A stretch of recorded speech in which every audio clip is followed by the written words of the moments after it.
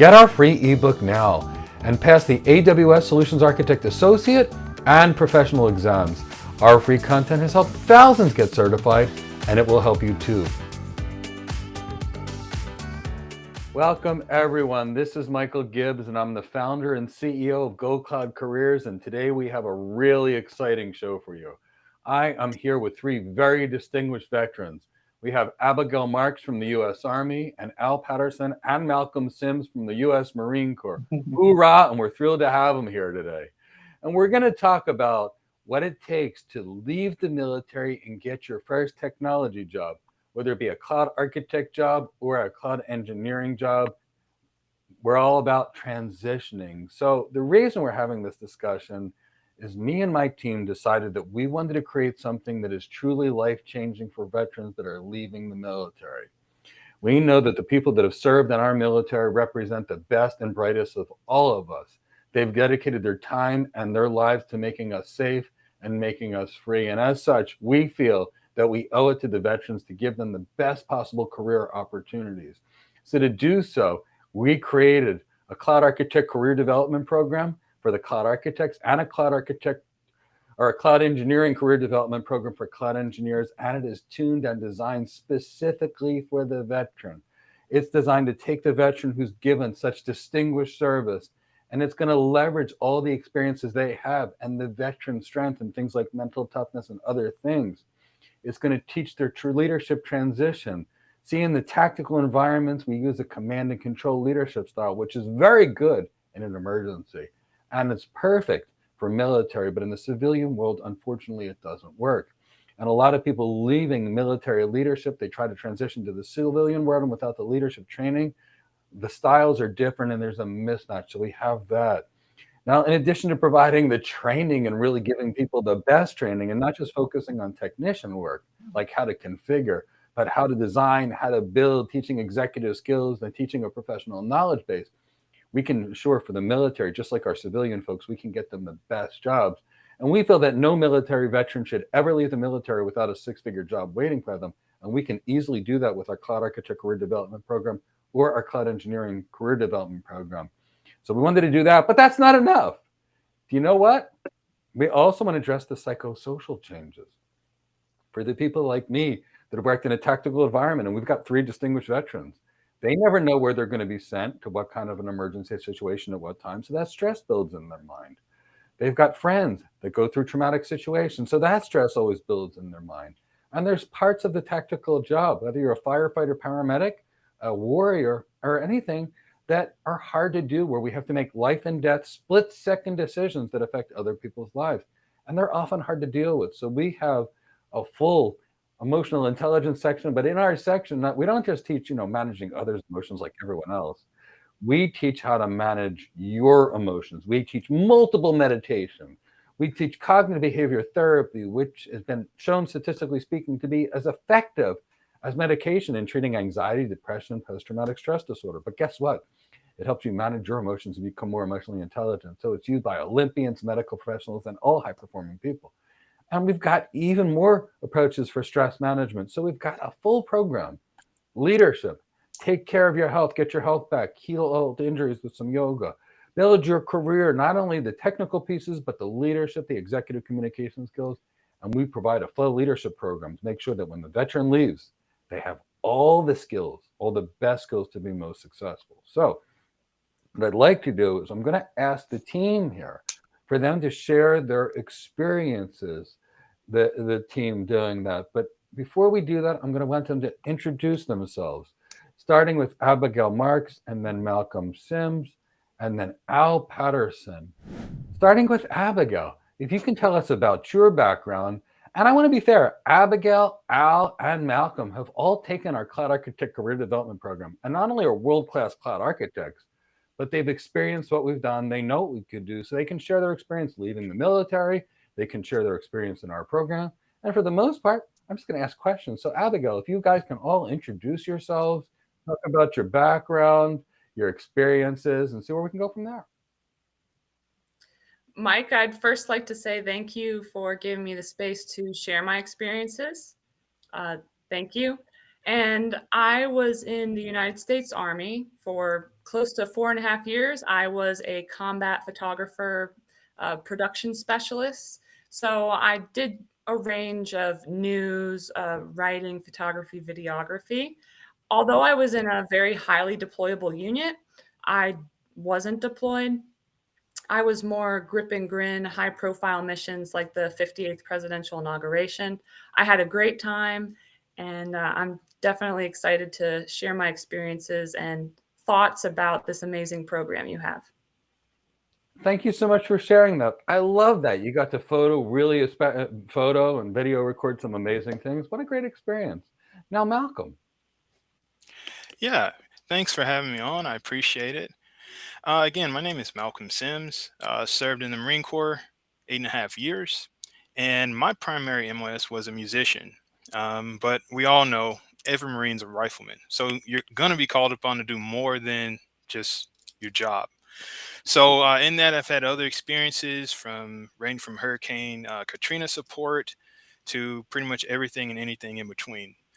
Um, I love this program because it allowed me to be able to just put together everything that I was actually missing. It allowed me to just bring it all under one, conceptual process to be able to understand where I was missing things as far as gaps, and even things that I wasn't even aware of. So, becoming a cloud architect is a journey in itself, and just being able to bring everything under one roof, it's kind of like going to boot camp training, right? Everything is right there for you. But again, and oftentimes everything is spread out. There's programs that don't work, and then you've wasted all the time in order to find out that it doesn't work. So Mhm. again, bringing everything under one roof, consolidated, helps you get to the job faster. So thank you for that. And thank you, Malcolm, for sharing that. And obviously, thank you, Abigail. Thank you, Malcolm, for your service. Yes, every Marine is a rifleman. I think I was about 13 or 14 years old, and my uncle hands me a rifle and he says, "This is my rifle, and there are many others like it, and this one is mine." And he made me memorize this creed. So when I was 18, I could enlist in the Marine Corps. But, it was kind of funny. That was a long, long, long time ago, but every Marine's a rifleman. And thank you for your service, Malcolm, and thank you for your service, Abigail. Now, Al's also a Marine. So, Al, do you want to introduce yourself? Hi, Mike. Thanks for asking, and glad to be a part of the group. Uh, I was stationed in both San Diego and North Carolina. A lot of field work, battalion command, battalion commander's right arm, so to speak, for those that are familiar with the process. And it, the Marine Corps taught me a lot, and it was a brotherhood and sisterhood. I mean, make sure to point that out, of a general family. And coming home and getting in part of this program, it helped to expand my knowledge within the technology area and grow as a family here within Go Cloud Architecture. And we communicate a lot. We get a lot of work done, and the experience is so welcoming to those that are coming in, or if there's a question of just how you can learn to adapt and move ahead in progress. This is definitely a program that I would recommend to anyone. Um, be comfortable in the knowledge that you bring to a team, because you're coming on to Go Cloud Architecture and actually becoming part of an even larger team that's international. Those would be the things that I would say immediately stand out. And that's the key. And I think Brandon can join us. So let's bring Brandon in as well, because he's another Marine. So, but yeah, that's the key. It's a Hey team. guys. And we're only as strong as the weakest link in our team. So here we've got it. We've got Brandon Bowman, another Marine who's part of our Apologies cloud for my architecture and delay. development program. We know he was designing a disaster recovery architecture before this. He's a fantastic cloud architect, just like the rest of them.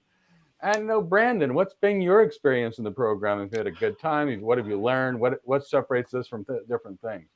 I could tell a difference from when I started in August. It was August of last year, like how my confidence level's gone up, but my depth of knowledge gone through the roof, how I can talk to different business leaders now with ease. And so I feel myself growing, not just like as an IT professional, just as a person in general. So And Brandon, thank you. And that's great. And that's what we've really tried to create. We've tried to create like a whole life-changing experience. Leadership skills, which help you get hired, they help you earn more, but you know what? They should help your interpersonal relationships too. Then empathy and emotional intelligence training should mean you get in less arguments with your wife or your husband or your kids or your cat or your dog or anything, you name it. It always helps. The leadership training should not only help you at work, but should help you everywhere. And I know you may not have done it, but if you do some of the yoga type things or some of those meditations, they can heal old injuries and they can calm you down pretty good too.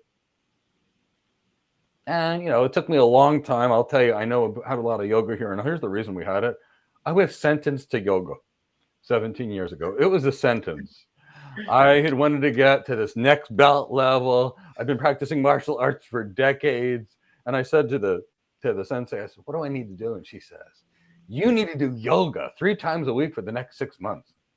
And I said, what? She said, look, your head to face level kicks aren't pretty enough. Your hip mobility is not. She sentences me to yoga. I go to yoga. I anticipated it. I get the first day. They say, everybody put your hands at heart center and say, Om. I went in that room. I thought I was going to die.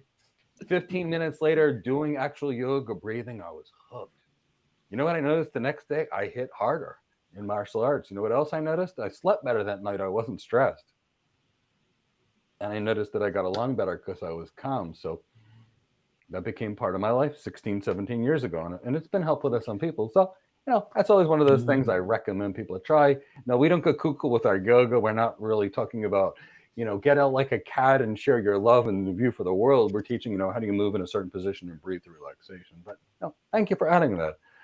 So, Abigail, some of this leadership training you've done in our program, how's that affected you? I just can't thank you enough. I'll echo what Brandon had said as far as my confidence levels. The community that we've built with Go Cloud Architects is just out of this world. I've been able to just really step out of my comfort zone and get comfortable with the uncomfortable, just reaching out to different people.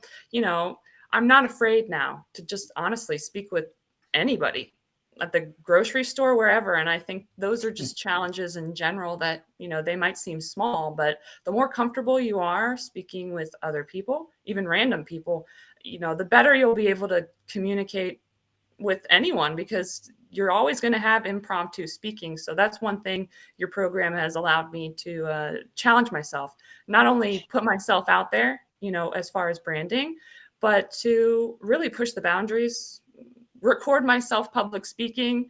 At first, I was absolutely terrified. It took me forever just to record because I didn't want to watch myself. Who wants to watch themselves? But once I got over that, it's just, you really helped me break those glass ceilings. So anyone that is considering joining, it's just a life changer. And thank you for that, Abigail. And Abigail, I got to tell you, I see you're helping teach people as part of Cloud Heroes Africa. So you're changing lives with your presentations and skills now.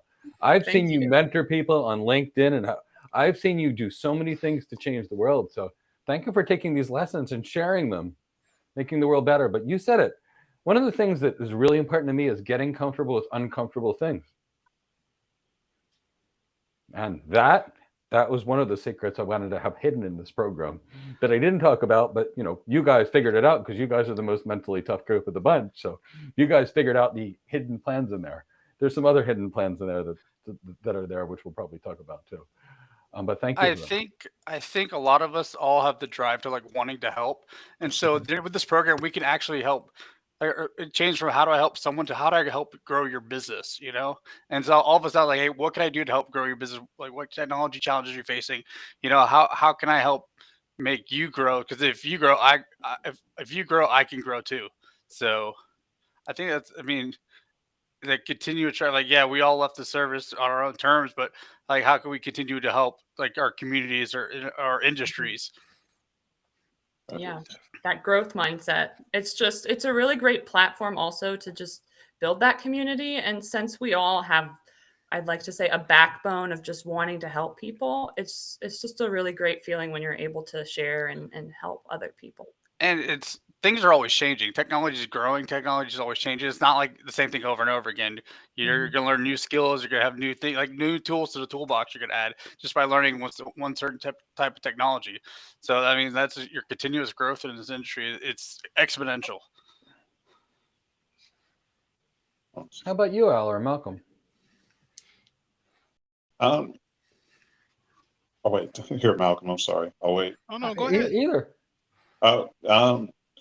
And part of what you wound up saying, Mike, on being able to teach and make offers to others to help bring them to be more current within the industry is something that was so welcomed. And like Abigail and everyone, when you made the offer to be part of the Go Cloud Africa initiative, that was something, seeing everyone's face light up and the hunger for the knowledge and for moving ahead, and how so many people were happy with that, and knowing that it's helping so many other people is an accomplishment that I don't think myself I would have been able to be a part of, not on an international level like this. And it's something I'm truly grateful for.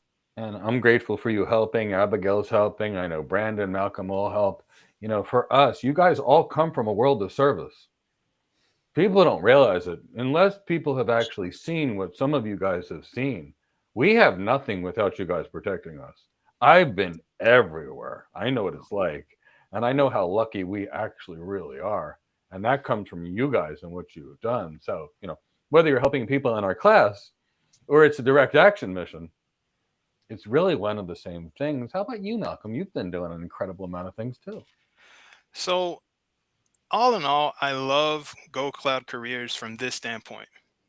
It is literally an analogy of a cloud. Okay, if you're talking about a family that is always growing, always giving back, always providing more for you, if you're looking for support, okay, during this journey, there's no other analogy. You know, Go Cloud Careers is literally the cloud, right? We keep expanding, we keep growing. There's always people there to support you. You are literally sitting on a fluffy cloud the entire time you're learning. There's always a new service being provided to someone, you know, at a fast, reliable rate, you know. Exactly. And to correlate that with the military, you're always going to be given an opportunity to provide leadership. Okay, the question is, will you accept it? The opportunity is there, they're abundant. And the same is true in any cloud career, right? You can literally create anything. You just have to know what you want to create, and bringing out that creativity, finding creative solutions as far as being an architect. That's how you help the business owner, the client, grow their business. So that's what it's really all about, is affording yourself and capitalizing on those opportunities to be able to help others. And that's why I built this course, because it was really, I never intended on creating a cloud architect course. I was happily retired. I made a video on how to get your first cloud architect job. And I mean, literally within an hour, please help me, Mike. Please help me, Mike. Please help me, Mike. And, you know, truth be told, I literally interviewed 1,000 AWS certified people to see if any of them knew how to work on the Amazon cloud, and none of them did. So I thought I had no choice. You know, a year later, I can't even begin the number of people that have actually gotten hired. And not only that, I've also got people that have just taken their jobs, gotten promoted in their jobs, and stayed there because they love them too, but have learned and professionally developed and are still grateful. So, you know, what we're doing is we're running a very expensive course for basically no money, for a day or two's pay. And that's because, look, we don't really need to work at Go Cloud Careers. We want to help people. And, you know, it started out with the civilians. This military program has been a dream of mine for, years. And after I hurt my foot training with some very special martial artists in Israel, when I couldn't walk for a couple of years, it was like, wait a second, when I'm done this. And I went to the National Strength and Conditioning Association and became a certified strength and conditioning specialist, learning how to work with pro athletes. So I could also take the tactical strength and conditioning facilitator training, so I could learn about the injuries that warriors would have and how to train around them. So this has been a very long process of things that I've done in addition to do this. I took a 500-hour yoga instructor course to learn about meditation, for example, and stress reduction. I'm bringing my internal medicine, cognitive behavior therapy back in. So, I'm just super excited about it, but, just excited for that. So, thinking about some of these things along the way, you know what you guys are all experts in most military? Two things. One called situational awareness and something else, situational leadership. Now, I'm going to tell you this. So last week, I went to Palm Beach Gardens. I went to a Whole Foods. Here's what I saw walking down the street. I mean, I am That's not everywhere. joking. I had to work so hard not to hit people with my car.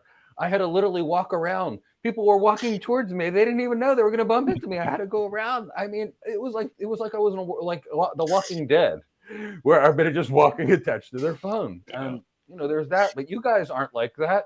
You guys walk around in that conditioned yellow state all the time. You know what's going on. So You don't see me too much. I'm usually this, but like head on a swivel, but still looking at my phone half the you're time. looking at your phone, but your head's still. But I'm looking at my swivel. shopping list, or I'm like trying to find what I'm pricing Yeah, pricing and at the same meanwhile, time. you're still noticing everything that's around you. Oh yeah, that's so true. So I'm going to ask you guys to react to this. So growing up, I grew up in a challenging environment. So I used to go to my uncle's house every day.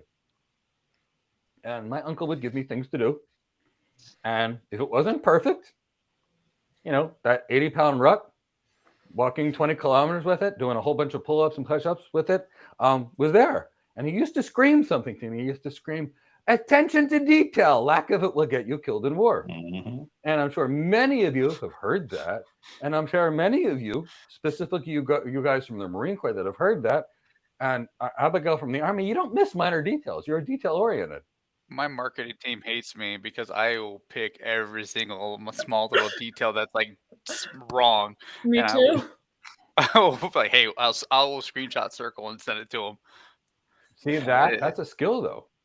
Well, yeah, it takes time to attention to detail is huge, and Mhm. noticing the small little changes is big because sometimes those small changes, those small errors, or turn like become a huge error at the end. So it helps a lot when you look at it, especially logs, system logs, noticing the small details and changes. This I spent 4 years as an intelligence analyst, and in one deployment, I got hammered by a senior analyst over and over, just a PowerPoint out, do nitpick, but then just him nitpicking at me made me better, and then just like I just grew those skills, and so now like I am more articulate when it comes to like presentations. I'm like I have to have almost everything right, everything about the same. It it it's worth it in the end, to me. I think those lessons were probably great. I'm sure Malcolm and Al probably have similar experiences somewhere along the line. Definitely. Just going back to the past, you know how you had that very, very hard-nosed coach, in high school, and you're like, man, what is going on with this guy? Like, why is he such a stickler? Like, why does this matter so much? And when you're younger, you don't really grasp the concept of what someone is trying to ingrain into you from an early age. It's not until much later when you join the service or you have a boss that, why is this guy, so adamant about being a certain way, right? Mhm. It's not until later on that you really understand what someone was really trying to do for you.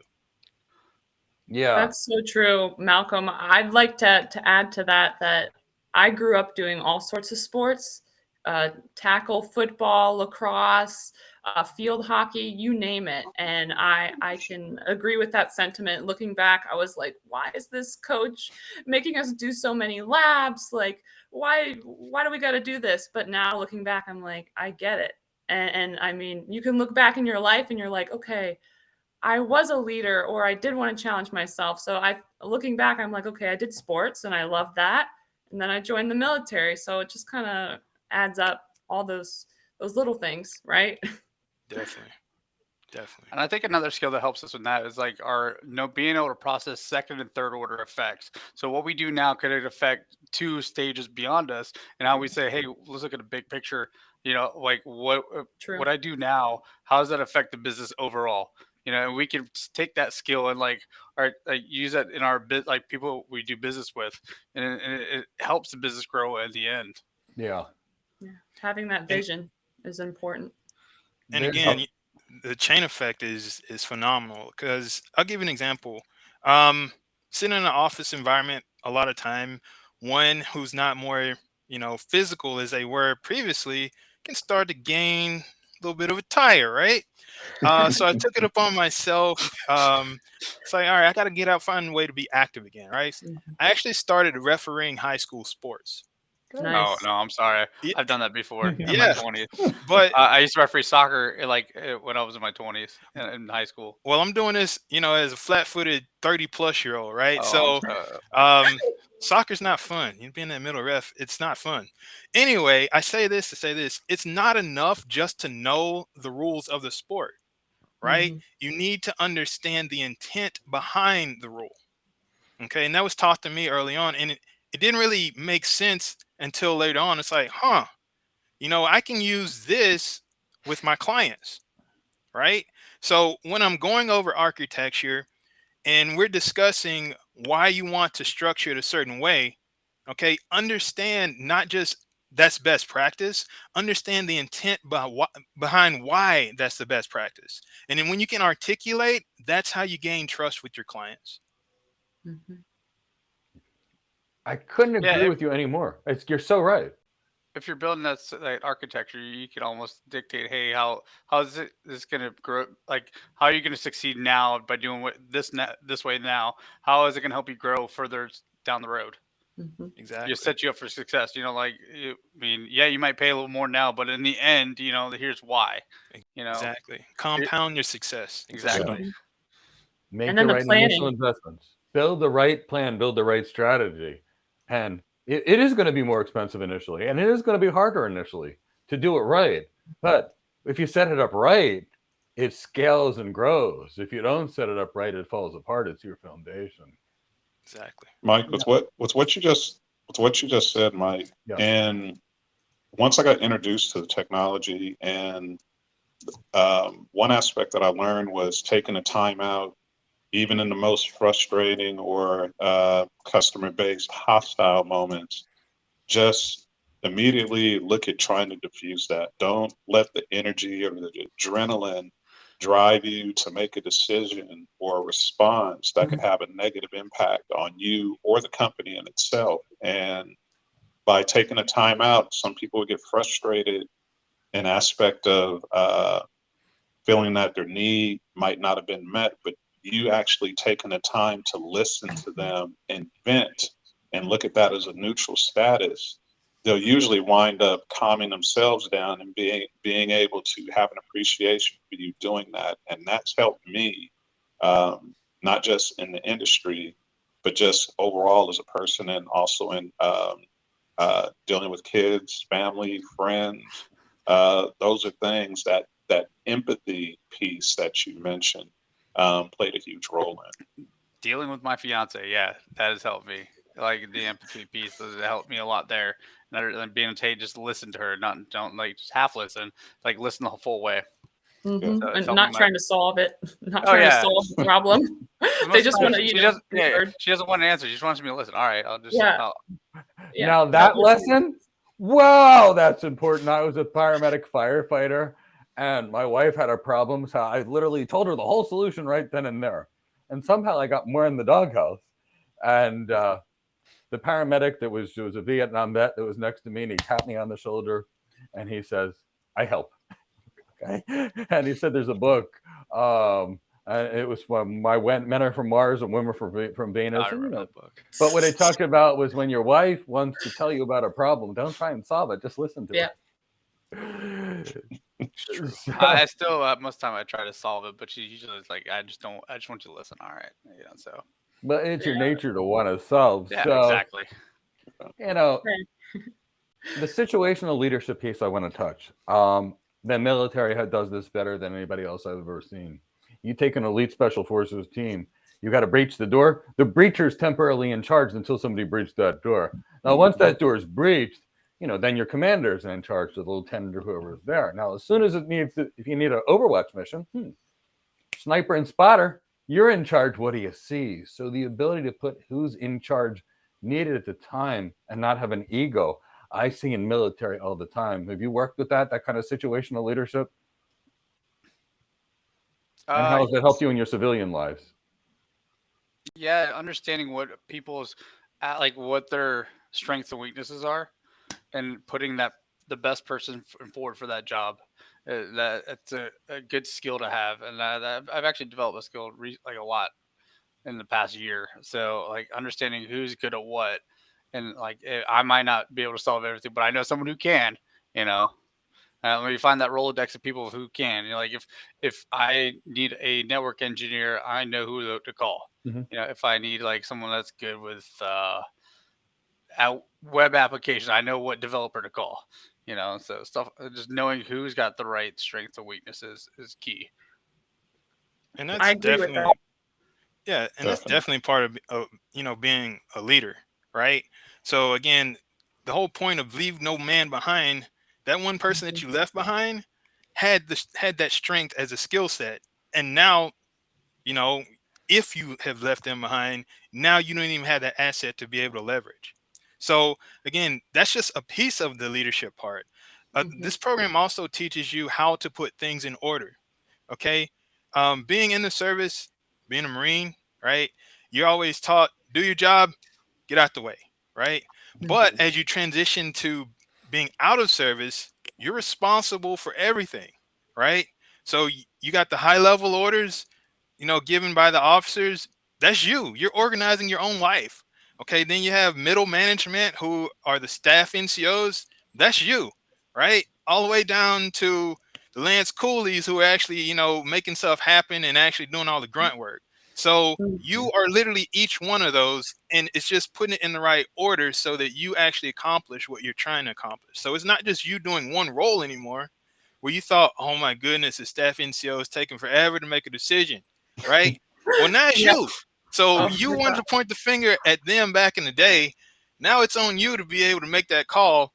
And when you mess it up, okay, now you can understand why decisions took a little bit more time to make.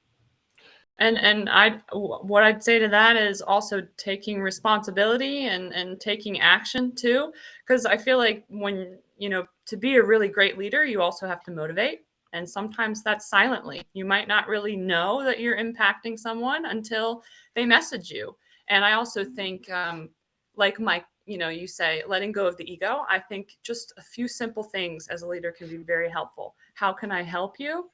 And how are you doing? Just simple questions like that go so far. And I think that can be hard to find, but I see that in really great leaders. And in the military, I love that you saw all different types of leaders. Okay, we all know in the military, there were some that were just kind of desk riders. They would just sit and everybody else had to do the work. But hey, if they're a staff sergeant and that's what's going on, you just have to get everybody together and figure it out. And that's just how it is. Get it done, no questions. It's your responsibility. You can't blame anybody. And we're not going home until this is done. Yeah. So you guys decide how long. Go ahead and call the kids. Tell your spouse to go pick up your kids, because you guys are going to be here until this inventory is complete. That's the key, though. That never quitting until you win. Yep. That's what separates the successful from not successful. It's what separates those who make it through special forces selection, who don't, those who get hired and those who don't. Will you stay in the fight? So I'd like to ask you about your transition experience. But before we do this, I want to tell you why 20 years ago I wanted to create this program. And this program has been in somewhat development in my mind for 20 years ago. About 20 years ago, I got my first big architect job where I was consulting all around the world. And I got hired, and I was hired by this guy. We're going to call him John. It's not his real name. I loved John. John was my manager, and I loved him. And he and I got along like you can't possibly imagine. John would call me and say, Gibbs, I need you to go to Canada tomorrow. You need to meet with this person at 7 a.m. And I'd say, got it, Joe. I'll be there. And I'd go there. And you know what? The next day I'd go there. Now, something was funny. Half of the team quit. I love the guy. You know why I love the guy? I turn to my things and he'd be, John, Mike, okay, you spent too much on wine last night. Don't do it again. Okay, I got it. Gibbs, guess what? You took Barrymore for dinner. He's too expensive. Next time, you can pay 50% on yourself. Gibbs, I need you in Dubai tomorrow. I loved him. You know, he told me exactly what I needed to do it, and I could trust him 100%. If I messed up, Gibbs, you messed up, and it wasn't that polite. Gibbs, you're awesome. To me, I loved that, but the rest of the team didn't do it. They needed a different kind of leadership skills. In fact, if I didn't grow up with my uncle, I probably wouldn't have liked it. But I looked at the guy and said, wow, I know where I stand with him. So when you came out of the military, what kind of lessons do you wish you knew when you left? And that, because these are the kind of reasons we created a program to help people transition. What are some of those lessons and challenges that you had transitioning out? When I transitioned out 10 years ago, I think there's actually a technology gap back then to now. I think now there's a lot more emphasis on resources and the technologies, and there's a lot more information out there than it was like 10 years ago. So I mean, that came with the times. You know, it took me a while to find like what my niche was, what I wanted to do in my life. So I thought, I mean, I found Go Cloud Careers on my own, but I wish I would have found it 10 years ago if it was available. That's so true. As far as the resources, I came out in 2019, and I would say that the government was probably trying more to push those resources. And I feel like now there might be so many resources, but still, the It might be a people that little are overkill. training in the Yeah. military are still kind of teaching 5-year-old ways of doing things. So I really do wish, and I hope it's happening now, that there's more training on LinkedIn and more real world training. Like I know some people I found on LinkedIn that they started their transition on LinkedIn for 1 year before they got out of service. They already landed a job. Like they landed a job because they were active on LinkedIn. They followed those tech recruiters in the military, and now they're in AWS. So it really, you have to take action. So that was the most challenging thing for me, was getting the right information and using those resources on LinkedIn. And I got to say that you need to, first of all, do an analysis of yourself, right? A lot of people struggle with that. Where am I coming up short? You know, where am I missing the mark? Sure. Because that in itself is going to facilitate you getting to that career outside of the military faster, right? Find yourself a mentor, realize what you don't have. And there's some things that your recruiter's not going to tell you from the very beginning that you need to know upon your transition. Case, you know, things like you're going to be fighting for life. Okay. Just because your contract ends, you might be fighting a VA for your benefits. Okay. You're going to meet friends that you are now going to become a travel agent, right? You're going to want to meet up with them further down the road in life after both you get out, right? So there's things that you are going to want to do prior to getting out. Okay. Getting out is just a phase, but it's how you set up that phase is going to determine how successful you are and how fast you're successful. So doing that, taking communication lessons, okay, learning how to communicate outside of the military is very, very different than when you're in, and knowing how to do that, right? If you can't communicate with somebody, how are you going to help them? You can't. Now you have a skill that you can't even leverage because you don't have the ability to communicate. So it's about putting things in the right order and the right process to be able to help you and those around you. Your family. Your family's also transitioning. No, they may or may not have signed a contract if you have, you know, dual service members, but your kids are serving. Okay, during that transition, it's going to be turbulent for them as well, especially if they're leaving friends, family. So you have to be aware of everything else around you. Malcolm, Really good what information, was that like with your family, like transitioning out? How difficult was that? Transitioning was highly stressful. Moving out of base housing, stressful, right? Coordinating the moving truck. When you have kids that have other needs outside of obligations, you know, I mean, it's anything and everything, right? Are you moving back closer to home? Did you already lock in a job? All of that. And there's nothing like having a vehicle breakdown on a Diddy move. I'm just going to say that. Oh gosh, that's How come? terrible. So pre-plan, check, re-plan, and make sure you do everything accordingly. Did anyone get any of their stuff stolen when they packed up and moved. I had several boxes of my stuff stolen, and I took me 6 months to get $1,000 credit back, and that wasn't I even had two enough. TVs stolen on a move from when I was stationed in England for 2 years. Oh, I had stuff being sent over, and like the shipping company, someone got into the crate and stole 2 TVs. oh my gosh. As a Marine, I got trust issues, so I did a Diddy move. Okay. There's only one person missing gear. Everyone else is trying to get their stuff back. Exactly. Oh gosh. Well, Turning we in all here. face that one dynamic of if you remember from boot camp days, the one thing that you never did was leave that Foot Locker unlocked. Yep. You Oh know my what was gosh, coming. that's so true. I remember that. Oh my God, like it was yesterday. And then the drill sergeant just rushes on in, and everybody has to be at attention at their bed, and everyone gets punished. We count That's that the Mount fastest way to Suribachi. that's the fastest way to be able to predict the weather. Yes. A hurricane will come. I promise you. Oh my gosh.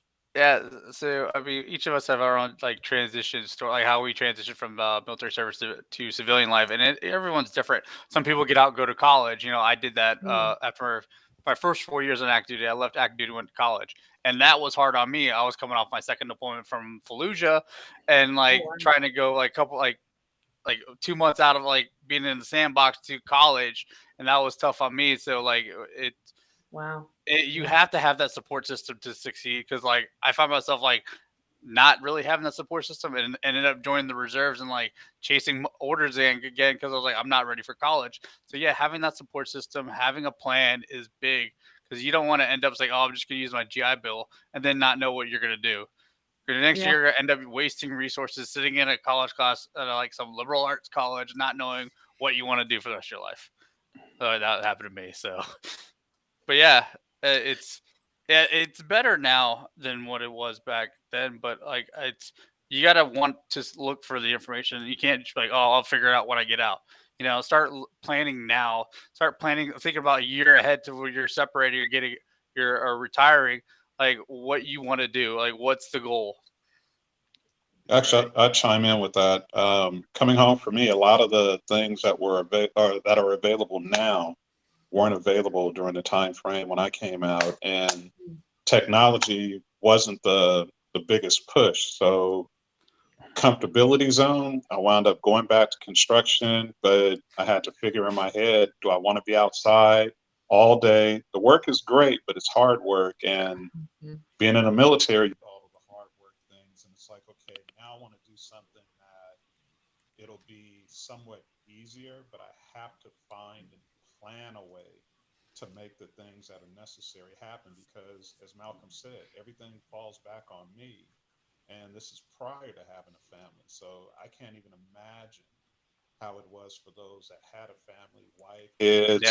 The relocation thing you kind of adjust to, because you never know where you're going to be stationed at any given time. But to come home and know what direction that you're going to go makes a huge difference, and it gives you a peace of mind knowing that there's something there and that's structured. And nowadays it's a little more structured than what it was when I originally came home. And it was so appreciative to tie in with a group like this that also has that experience, that also looks at the overall, or as Mike said, the bigger picture, and knows that the path that we're going is going to lead to something that we'll be able to look back on and smile and know that we've accomplished something, and we've left no one behind. And that's something that'll stick with me going forward. This is also where the 7 P's of success comes into plan now. Prior proper plan prevents piss poor performance. If you don't, Yes. we thought about that all the time in our military service. You better do it now, because if you don't prepare, you are gonna get smacked hard. You know, and that's why the first thing after the Tell Me About Yourself video in our program is the career plan. Let's build the career plan for you and your goals. That's why we start out. And sometimes people are like, Mike, where's the tech? Why don't I start with the tech? And I say, we got to slow it down. Yeah, you gotta Where start do you want to go? Let's build the plan. Let's follow the plan. Let's execute on the plan. And when the plan fails, well, adapt, improvise, and overcome. But we're still going back to that plan as close as we possibly can. Exactly. I And got worried about you, Al. I was like, I wasn't sure what No. happened. Phone was That's gonna what I die. I'm thought. like, oh my god, I'm down You to weren't sure if you 5%. went I gotta get the sideways charger. out of nowhere. Yeah. I was But- about to interject and be like, "Oh no, what's going on?" I was So- like, what did I say to Al? Like, fell out. Yeah. So No, you're good. You're good. Thick skin. Oh, Guaranteed. yeah. I was like, oh, good. so upon transitioning, you always have that one person you always go to for guidance and advice, right? For me, it was a Gunny. All right, Gunny's Yeah. been in. He's knocking on the door at 20. Here I am, about to finish up second term, and you just go to him for advice. And let me give you an example. It's like, hey, Gunny, I mean, I'm about to hit 10 years. I'm about to hit the downslope. I mean, should I stick in? Should I stick around, stay in, or should I get out? And he looked at me. He said, you know what? I can't make that call for you. Correct. Right? Each person has to make that own call. But just know that your kids are going to be that age once in life. Mm. And one way or another, their uniform is going to come off your body. So to this day, those words still stick with me. And I mean, my kids, I'm the only dad they're ever going to have. Right? So I decided to get out. That was best for me and my family. I mean, if you're around for 2012, you know about the whole drawdown and velvet daggers and everything else. It was just time to get out. Yeah, Um, exactly. and again, you have to find the right people that are going to be mentors to you so that you can make the right decision for you and your family. Mm-hmm. And the best part is you get mentorship when you go to Go Cloud Careers, right? Yeah. That transition, there's veterans here that we're here to help you. And there's other veterans. But being able, if you're looking to make that transition into tech or that pivot in a different direction of tech, just know that there's people that are here to help you. You don't have to do it all on your own. You're not going to be successful in doing it all on your own. We're not going to do it for you. We're going to help you find the right way, though. Exactly. Yeah, Exactly. roger that. Yeah. Every time, every way. I hope you answer the questions. I'll point you in the right direction. But I'm not going to do it for you. I ain't going to spoon feed you. But that's the key. When you teach someone how to do it for themselves, they have a skill. They can take care of themselves their whole life. So, all of us at heart, it's not about, here, I can give you this one thing and you're good for 3 days. That's like, here, I'm your bodyguard. Okay, great. I'm not with you. Now the big thug's here. Now what? So maybe I'll teach you Krav Maga instead, or a little Salat, or a little Marine Corps martial arts or something like that. Something you can use to protect yourself. You don't need me being your bodyguard 24 hours a day. Exactly. If you teach a man to fish, that whole phrase out there, right? I've always believed in it, and I've always done that. So, people have taught me, and that's why I love teaching and mentoring. Just How make else sure do we get there? just make sure you give the guy a mint after the fish. Yeah, absolutely. I think there's a big misconception that like technology is hard. It's, I mean, well, I don't think any of us like did technology in the military. Did we? I never did. I took like one networking class a long time ago at some college, and I was like, oh, I like this. But there's technology is not hard. It takes practice. Yes. The more you do it, the easier it gets. Just like everything we do, just like on the rifle range. Unless any of us grew up in Kentucky, but I didn't, so I didn't fire a rifle until I joined the Marine Corps. And it took practice to get good. Yeah, lots The more of you did it, the easier it does, Mm-hmm. So And then it became fun. Yeah, exactly. Then it becomes fun. People are scared. Like, hey, they feel like they're behind the power curve, and there's too much out there to learn. Like, there's not. You're always going to learn, but you start with the basics, the fundamentals. Like here, Go Cloud Careers, we teach and bury the fundamentals into your brain that them. It's like it's nothing. Then like when you get into the high speed like AWS or Azure cloud services, you're like, oh, it's easy because the technology is all the same. Mm-hmm. So we preach the fundamentals here, and it's easy after that. And that's the best part about tech. To go back what Al was saying, everybody can find something that is more physical laboring, right?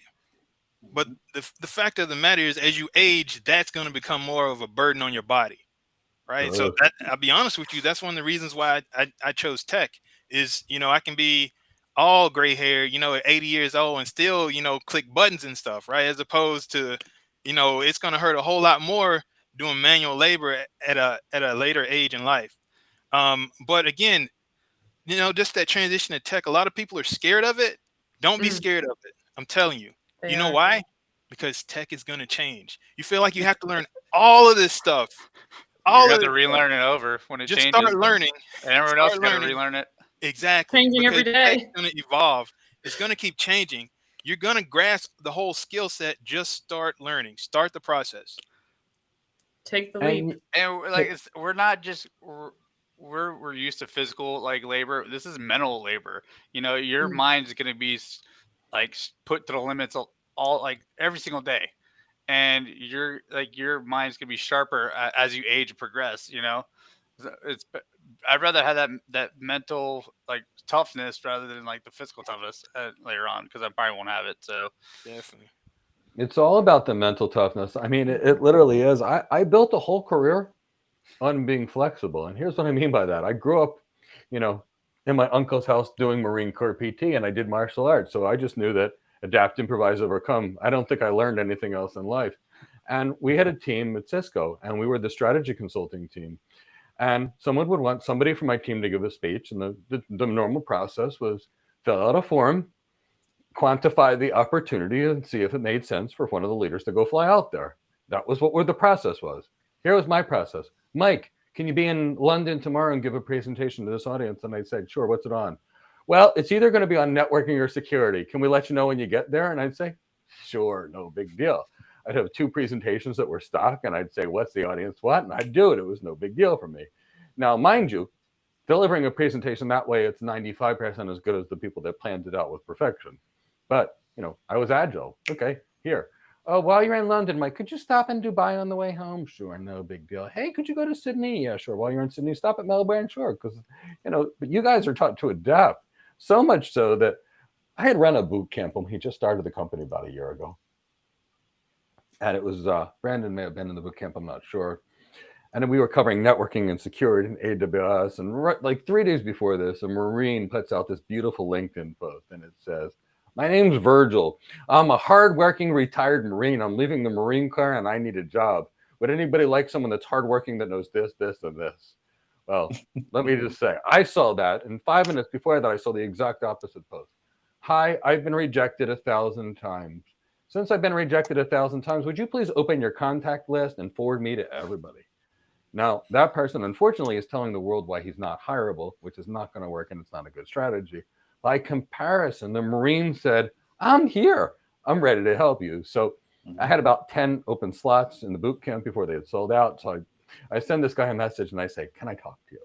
And we speak, and I call him up, and I say, Virgil, would you like to attend my boot camp completely free? It's a scholarship. I've got extra space. And he says, yes. He attended most of the week, but what he attended was the Friday and Saturday were covered interviews. A week later, he got his first cloud engineer job. And it goes to show you how much the hunger is for hardworking, dedicated soldiers that know what it means to keep going until the job's done, that are trustworthy, that have a degree of honor and integrity, that are not going to leave a man or woman behind. Right. So, to me, I feel that that's a strategic advantage once we just match up the civilian world with the military world. That's so true. And what I'd like to add to that is, I mean, we're all here. So I'd like to say we're all pretty ambitious. And I keep coming back to LinkedIn. I love LinkedIn. But pretty much, right, the future is your digital presence, your data. It's going to follow you, your virtual self. My virtual self knows more about me than I do. I don't know what I did in 2010 at 3 p.m. on MySpace. I don't know, but my virtual self does. And it just gets me thinking that in Mike's program in Go Cloud Careers, there's also that branding component, which really helped me just accelerate. And, that with ambition, you can just go so far, because I've had people just reach out to me and want to collaborate, but also because I put myself out there and I will just ask a simple question. Hey, if you like this or this and you want to collaborate, and it's just, people will come to you if you put yourself out there and, you really want it, whatever it is. And life is fun. It's short. So, I'd say if you're thinking about joining the program, definitely do some, research, because we're some great people and we're here to help. And this is not promotional. I'm not getting paid to say this. I just really mean this from the bottom of my heart. And thank you. And yeah, that's the key. Abigail is a student of ours. She's done extremely well. She's mastered lots of things, which is why we love having her here. But the thing is, about how many interviews could you get in a day if you wanted to with your LinkedIn experience and the brand building we talked about? A lot. I had to actually turn my change my profile to Cloud Architect Associate, because when I had Cloud Architect with just how I had my whole profile laid out with my banner, all of my featured content, it was just too much. But I'm taking a pause from that job search right now because that's my current journey. I'm not ready for that, and that's okay. But it's kind of funny because now I've recently been had an AWS recruiter reach out to me, and I was just like, for me personally, that was pretty exciting. Maybe to someone else it isn't, but really, the power of your digital self is just, you don't need a resume at that point. People just come to you, and that is what's so exciting. Just like you, Mike, right? People are always in your DMs, always calling you, and it's likely because of your digital presence. And you tried to make yourself undesirable, and AWS still wanted you, and that's the king, and that's the power of a brand. And that's why we dedicated so much stuff for branding. And granted, Abigail, you took it to the extreme, and you did lots of LinkedIn research, and you even have one day sharing your LinkedIn research with the class, because it's situational leadership. You've got someone that's great, you use them, but that's the key. Ever since I taught the LinkedIn day, the average student gets 3 to 10 job offers each day. The question is, so it's never a hard time getting a job. And these are students that never worked in tech before. That's never the problem. The issue is making sure you know what to do when you get the interview. And that's why we do what we do. And your time will come, because you'll just be thinking sometimes, whatever, imposter syndrome, you're like, I don't know if this is going to happen. But the more you're just committed and you keep going with the program or whatever is challenging you, one day it's going to come. You keep knocking, you're like, I want this, I really want this job, I have this vision, I have this dream. But eventually people are just behind the scenes, they're like, this person won't stop, they're just not quitting, and they'll just come out there and be like, you know what, I want to help this person.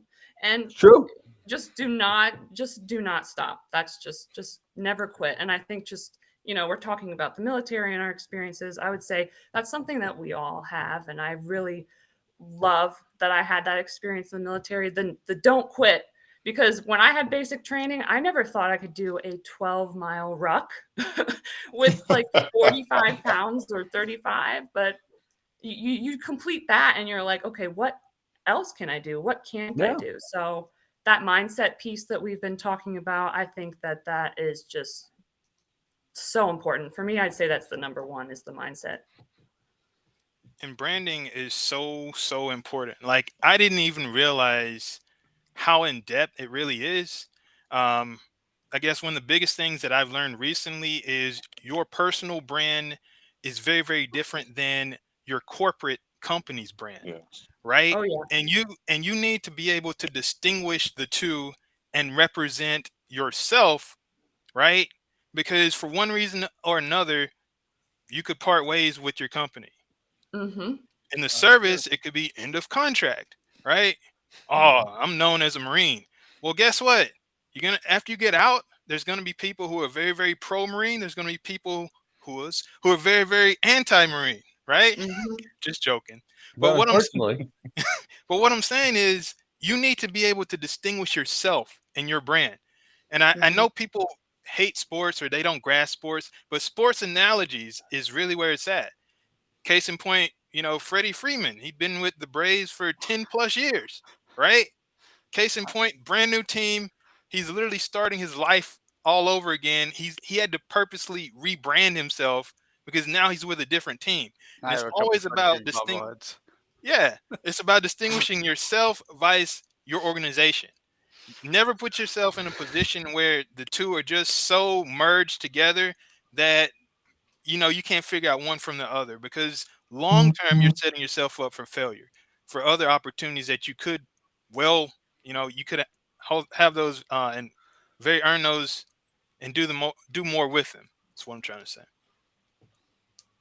If we could roll back to and everyone can remember days in boot camp and whatnot, some of the amenities and experiences. If you take a look at technology, or the fear of technology as being that gas, the beginning of the gas chamber, and hate to reflect back on that, but That yellow footprint saying, "What the hell am I doing?" Yes, yes, yes, yes. if you look at, once you get into a program or go into an area and it's repetitive, that you're going to get the experience, but just look at it as not being scary. Look at it as, when you come out, the fresh air, the sunlight, the hardness of what you thought you couldn't be able to make it through, you've now made it through. And it'll be the same thing once you acquire the knowledge, or once you're exposed to the knowledge. It'll be that light at the end of the tunnel, and it'll wind up helping you. So for those that are coming out and have that fear of the technology, it's just another step towards your progression. And that would be the best way that I could really point that out. It's just a sand flea. It's gonna bite. Hey, let it eat. You know, it's gonna bite, but you gotta let it eat. Yeah, but you ran into something, and I get asked this question every day, and I feel so bad. The person says, I did this yesterday. I've been in this, so what can I do? And it's like, wrong question. What would you like to do? Yes. Tomorrow is a brand new day. Yesterday is history. It's already in the history book. What do you want to do? Now, there's good about history. I get one of you guys and I see mental toughness. I see loyalty. I see honor. I see the ability to never quit. Huge, huge assets in the business world. I also see someone that'll be able to take directions. Wow, that's impossible to find in the business world. And I can find somebody that I know that if I give them a test, they're not only going to do the test to completion, but if they can't, they're going to call for help because they've been trained to do that. So, I mean, think about how hard it is to hire. You take somebody leaving the military, they already have 80% of what you want. It's just the fine tuning. It's just that command and control leadership, which when I was a paramedic firefighter was great. Hey, Joey, you do compressions. Sarah, you start an IV. Sal, you intubate the person. Great. Police officer, you stand over there and you do this. You drive the bus to the hospital. It's great. Now, I can't do that with my team. Imagine me talking to my executive team. You go over there right now. This needs to be done in this second. You think I'd have an executive team, or you think I'd basically be on my own and lost? A lot of resentment. Yeah, so, you can't do that. But, in an emergency, that's the best way to do it, and I would still resort to it. So, that's why, the leadership style and the leadership training is so important. Because what works in one situation is not always going to work in another. So you need all the tools. Definitely. So to put it in context, it's kind of like that MOS, right? Remember that day at boot camp when everybody found out what everybody's MOS was? Yeah. Remember that? So then, everybody now finds out that, hey, you're a contract PFC, right? Because you had a specialized skill, right? And when we equate that to tech, right? You get to pick your tech job, your tech MOS from the beginning, as opposed to somebody generalizing you based off of an ASVAB score. And we have this many needs for this position. Yep. So you're going to be XYZ, and you had no say at all, right? Sure. And that's your job for the next 4 years, unless you're going to do some kind of lateral move. They're telling you what you're going to do. It's start over. It's in tech now. You decide what you do, right? You want to be an architect? Great. You want to be an engineer? Great. You have say now. And if you don't like it, you can change it whenever you want. Yeah, exactly. That's freedom. You can all right, one day I don't like security. I like networking and engineering. All right, let me go to that. You still have those skills that you built. It's still helpful, but some retention recruiter probably just hated me saying that, but it's the truth, right? Some PS prior service recruiters like, no. Yeah. But that's the key. The way you can be told, here's what your job is, your MOS, and all of a sudden you learn it. That's the point. You can learn any career. If you came out of the Marine Corps and said, I want to be a doctor, great, go be a doctor. You came out of the Marine Corps and said, I want to be an accountant, go be an accountant. You come out of the Marine Corps and say, I want to be a cloud engineer. Let's make you a cloud engineer. Want to be a cloud architect? Great, let's become a cloud architect. It doesn't matter if you were a sniper yesterday. If you were, guess what? You've got a great level of attention to detail. We know you can sit still for long periods of time, extremely long periods of time. We know you got the mental toughness to stare at it through a scope or a spotting scope for hours at a time. We know that you'll be able to, well, I won't even go there with some of those other things that are necessary to do that job, but we won't go there. But, you know, we know that. We also probably know that you might be able to do trigonometry. Yeah. By calculating Miller's angle and Miller radians. We also know that you probably know something about the Coriolis effect. We also know that you know something about temperature and humidity as it pertains to the thickness of the air. So all these skills, guess what? If you wanted to be a pilot, guess what? You're already trained. You already know vectors, angles, drag, and ballistic coefficients. So, you know, anything we've done, yes, there's carryover from one career to another career, but it doesn't matter. I've got a really good friend. He was a sniper in the Marine Corps. You know what his last job was? He was an airline captain. Oh, wow. Why? Because he wanted to fly planes. And he was a great sniper. But you know what? Now he's an airline captain because your past just doesn't define your future.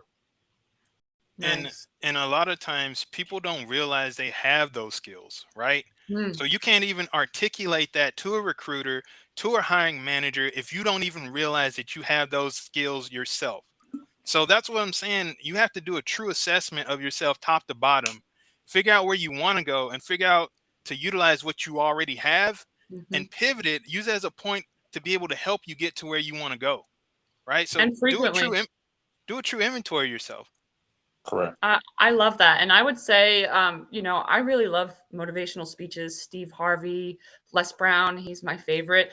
But what both of them teach a lot that I really hit home with is to know what your gift is, like your natural gift. So I would say, like, going into that self-assessment, like, I think it's important just in life, or just if you're going into tech, like, what are you naturally good at? Like, are you already good at communicating and making people feel at ease? Wow, a lot of people aren't like that. That is a skill. That is a gift. Are you good at community outreach? Can you bring people together? Can you make people feel welcome and feel like you actually are listening and hearing them? And if you're good at those things, that's great. If you're really great at networking, keep at it if that's what you're passionate about. But the passion also, I would say, makes everything easier. Like, I'm very passionate about blockchain. I'm sure you all knew I was going to find some way to put that in here. So I don't give up on that one. You know, I'll never quit on that. But Good. Yeah. So jumping into what you said, really just analyzing self-assessment, but it doesn't stop. It's like an everyday thing. And that's just really how it is. And it's Every knowing day. it yourself, knowing what you're really good at, Yeah. and knowing your external strengths. We'll go to Brandon in a second. He's got some very specific external strengths that are obvious to me. But the key is we all have them. We got to look within ourselves to find them. So Brandon's ability to figure things out and on the fly, that's a superpower that very few people have. I know where. I don't know everything. I know where to find it. I know where Yeah. the right resource to go to. Like, I don't like. There's only so much you can know for, like, in depth. I know where to find the right answer. Mm. So that's my research skills are like, I do that a lot with some of my friends are like hosting stuff. I find like the technology talk about, and I'll put the link in for them before they even have a chance, because I know where to find it. PhD in Google this search. goes back to, like, know yourself and seek self-improvement. I mean, some of us heard that, like, one of the leadership traits. And knowing yourself and seek self-improvement is keeping that inventory of yourself, understanding what your strengths and weaknesses are, and knowing how you want to improve. And again, it goes back to what Mike said. Okay, the program has mindset ingrained in it through and through. And you talk about strengths and weaknesses. I'll be honest with you. I saw myself having more weaknesses than strengths. And, you know, going through the course, it literally is a mindset shift. And when I say that, it's like, I don't have weaknesses. What I have are future strengths. Correct. Right? Yes, I love that. Exactly. I love that. So when you start to just see it differently, things start clicking and everything starts happening a whole lot faster. Oh yeah. Oh yeah, it seems like a small shift, but it's really Major. huge. Like it's more positive instead of negative. It's like, oh, I can't do this, but now it's like, oh, okay, I can do this. I failed. Who cares? Get up. Let's go. Exactly. It's a huge shift. It could take The a whole learning, lifetime to the think the that It's a way. learn. whole lifetime. Al's coaching junior Olympians. Oh So, I wow, mean, he's that's coaching cool. junior Olympian track people that are his daughter that are competing in Jamaica on an international scene. So, What? that level of being able to motivate others, that's a superpower. It And, is. you know, the key is we need to hold on to those things. Quite frankly, mine is emotional intelligence because of medicine. I was taught how to give bad news Oh yeah. again and again and again. So my that's God. where I worked. I used to get pulled, Mike, what do you need to do? Just stick me in the worst situation you possibly have, where everybody's complaining and they want to say, we're leaving you. I'd go there, I'd show up, I'd ask some questions, I'd buy some dinners and drinks. And Mike, we're so happy to see you. So that was my strength. My strength was the ability to pull in the best and brightest. But you know what? It doesn't matter. We all have a way to get there. It doesn't matter how we do our jobs. For me, I might bring in a team and build a team. Somebody else might be extra smart on their own. Somebody else might know how to find it, but that's the key. We can do it our own way. There's nobody that has to tell us that Yeah. we have one way to do it. It changes things. And that's what makes me excited. We can do whatever we want. I There are agree with no that. losses. It's only learns, wins and learns.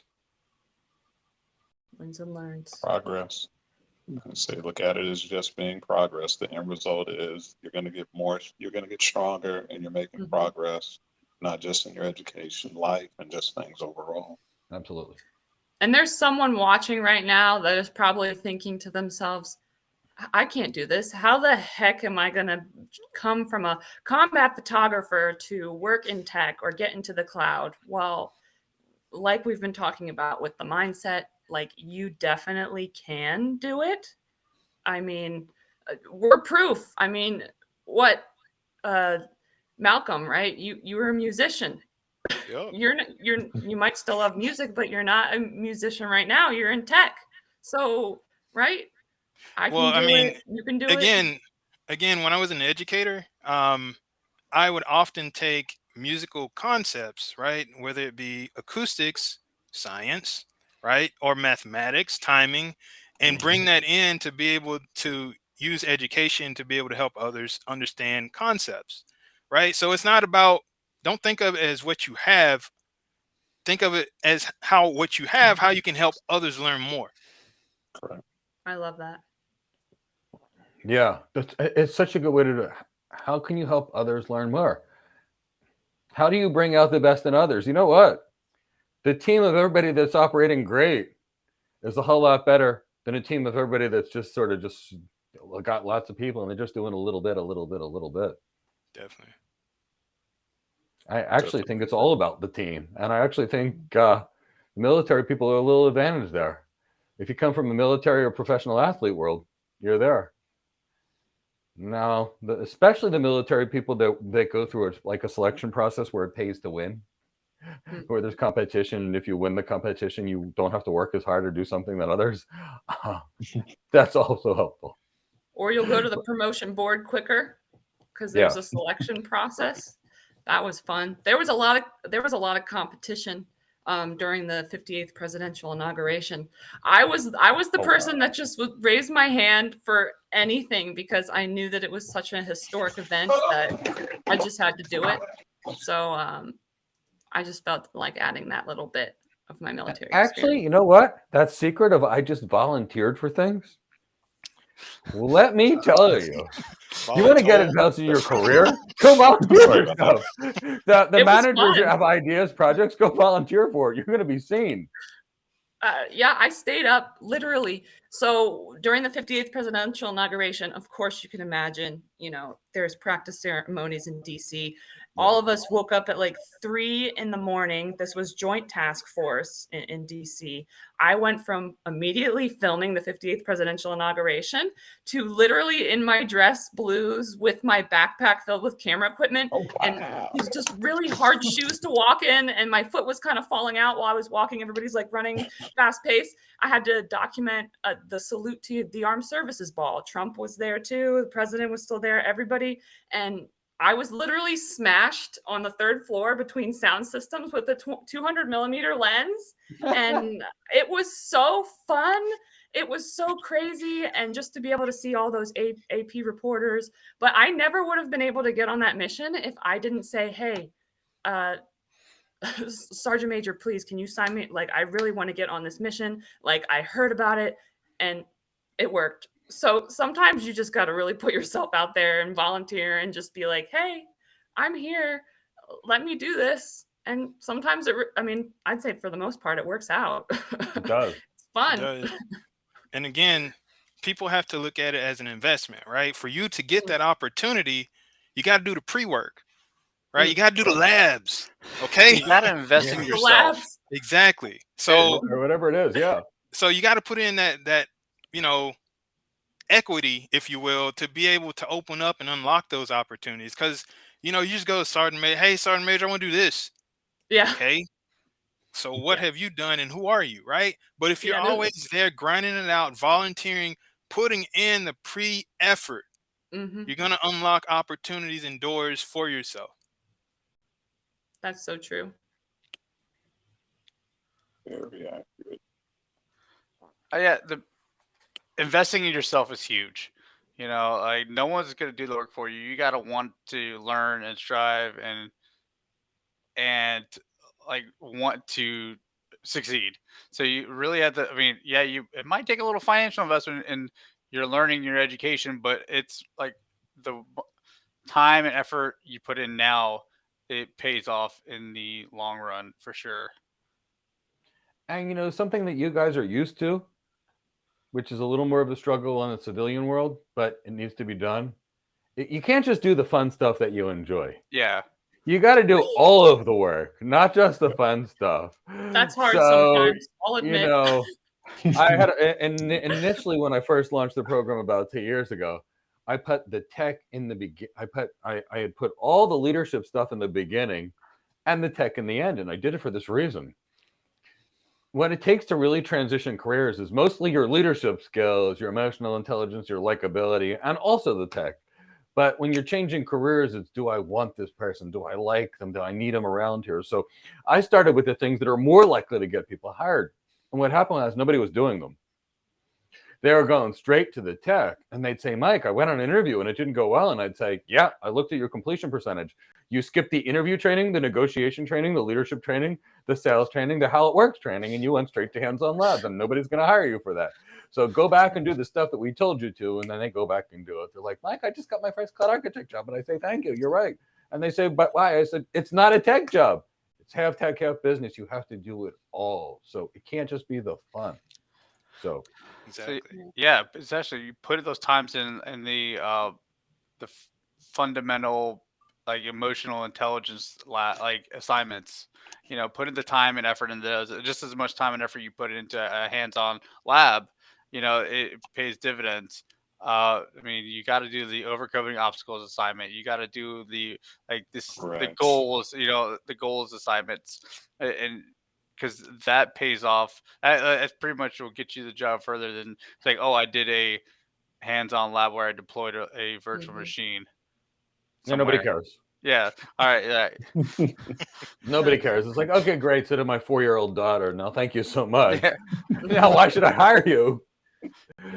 And it's never about just the tech, though. I mean, you look at an Abigail. I mean, I know for a fact that she's received multiple job offers recently. And I know why she's received them. And I know all you guys can get them any day that you want and easily get hired any day that you want for any job that you want for those reasons. It's, Abigail didn't like being on camera. So what's she doing? She's on camera every day. One day, Abigail tried to record on camera with a script in front of her, and I called her and said, don't do that. Oh, yeah, we I'm all glad did. You did. We all did. We all had a script at one point, I think. Yeah. And I called her and said, you can't do this in real life, so don't do it. And why did I do it? Because I cared. Yeah. Because now she knows how to do without it. I and really now appreciate you're it. Here, live, no script, no camera, and you're perfect. Yeah. Well, thank you. I mean, I'm learning every day, and I have to keep going back to practice. You have to really have the courage to get comfortable with the uncomfortable. That can take 30 years just to do that. But once It you sure break that can. ceiling, it is just an amazing feeling. And you just learn like I can do this. And there's so many lessons along the way too. You have to learn how to say no, super challenging. You also have to learn how to say, no, I can't hang out. Sorry. And you might find out, Mike, you've mentioned this before, certain friends that you've had along the way, they'll fall away. And that is also part of the journey. And that's okay. Because sometimes when you put up those boundaries where you're like, I'm focused on this, I am studying, this is my dream, but people are more negative or you can't do that.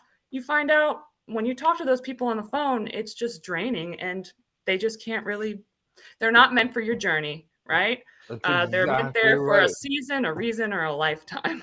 And they're not meant for your journey in any stretch of the imagination. They were at a certain time.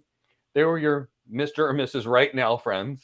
Yeah. But the problem is what happens is as we change, we have less in common with certain people. Oh, yeah. And as we change, our old friends may not like us. They may see us as traitors. We're not traitors. We just did something different. When I was a firefighter, paramedic, becoming a nurse, they're like, oh, you're one of them. We hate nurses. And I'm like, well, nurses save lives. Paramedics save lives on both.